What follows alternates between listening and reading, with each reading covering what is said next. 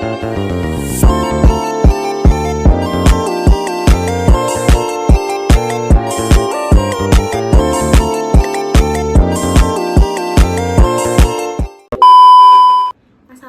warahmatullahi wabarakatuh. Halo semuanya, perkenalkan nama aku Nada Salsabila Azahra dari kelas SIREK 3A. Jadi hari ini aku bakal ngebahas tentang materi face to face communication atau komunikasi tatap muka. Jadi hari ini aku bakal ngebahas tentang materi face to face communication atau komunikasi tatap muka. Untuk pembahasan yang pertama, aku bakal ngebahas tentang pengertian face to face communication atau komunikasi tatap muka. Check it out. Langsung aja ke pembahasan kita yang pertama, itu tentang pengertian face-to-face communication atau komunikasi tatap muka.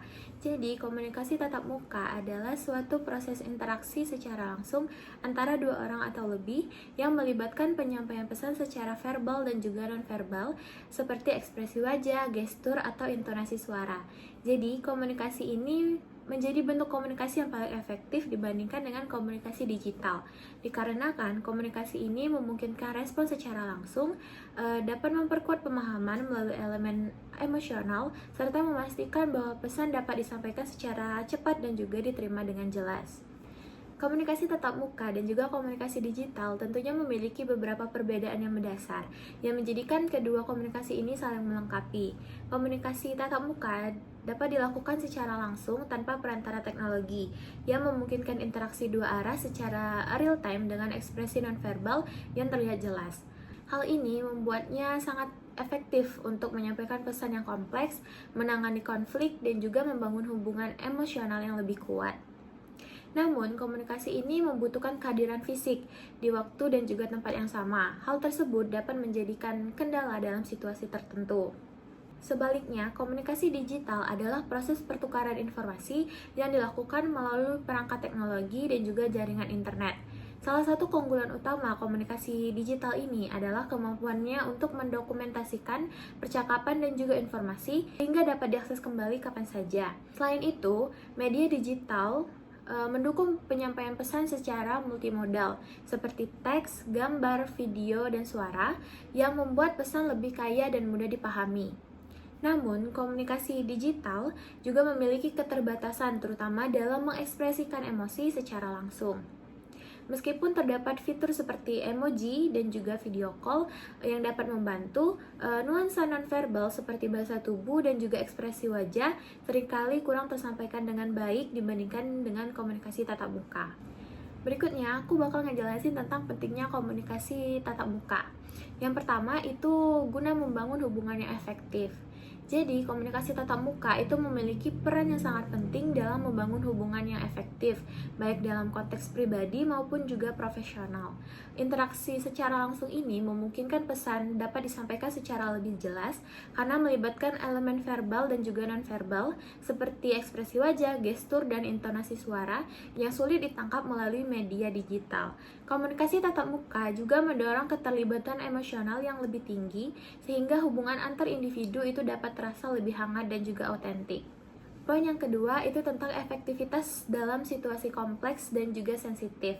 Selain komunikasi ini sangat efektif untuk menangani situasi yang kompleks dan juga sensitif, seperti penyelesaian konflik, memberikan feedback, atau menyampaikan keputusan penting, respon real time yang terjadi dalam komunikasi tatap muka dapat membantu mengurangi potensi kesalahpahaman karena dua pihak dapat langsung mengklarifikasi pesan yang kurang jelas.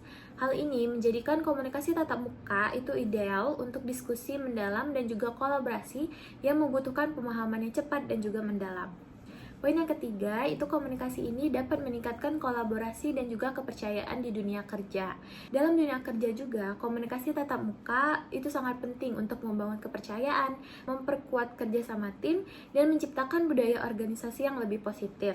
Meski teknologi digital telah menawarkan kemudahan komunikasi jarak jauh, komunikasi ini tetap menjadi sarana yang tak tergantikan untuk menciptakan koneksi manusiawi yang lebih dalam, menjadikan pesan lebih bermakna dan juga mencapai pemahaman yang lebih komprehensif. Poin yang keempat atau poin terakhir itu guna memperkuat dimensi emosional dalam interaksi.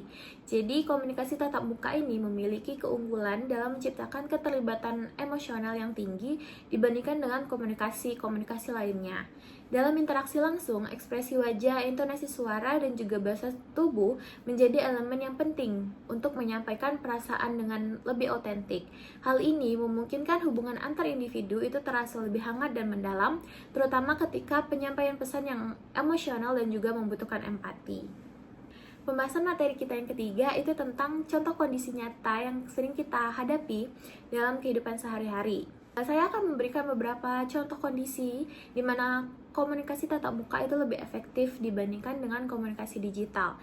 Contoh yang pertama itu dalam perundingan bisnis. Jadi, dalam sebuah pertemuan bisnis, untuk membahas kesepakatan yang besar seperti perjanjian kontrak atau kolaborasi jangka panjang, komunikasi tatap muka ini sangat efektif. Negosiasi semacam ini melibatkan banyak faktor emosional dan verbal yang lebih mudah dipahami dan ditanggapi langsung saat berbicara secara langsung.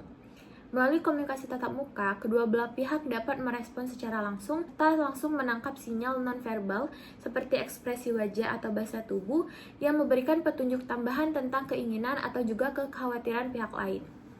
Contoh yang kedua itu adalah membangun relasi klien dan juga mitra bisnis. Jadi ketika seorang baru menjalin hubungan dengan klien atau mitra bisnis, pertemuan tatap muka adalah cara terbaik untuk membangun kepercayaan dan juga kesan yang positif. Dalam pertemuan langsung, perusahaan dapat menunjukkan komitmen mereka secara lebih nyata sambil mendiskusikan kebutuhan dan harapan klien secara lebih mendalam. Hal ini jauh lebih efektif dibandingkan hanya menggunakan email atau panggilan video yang cenderung kurang memberikan kedekatan yang emosional. Contoh kondisi yang ketiga itu dalam kondisi mengumumkan pengumuman penting dalam sebuah organisasi.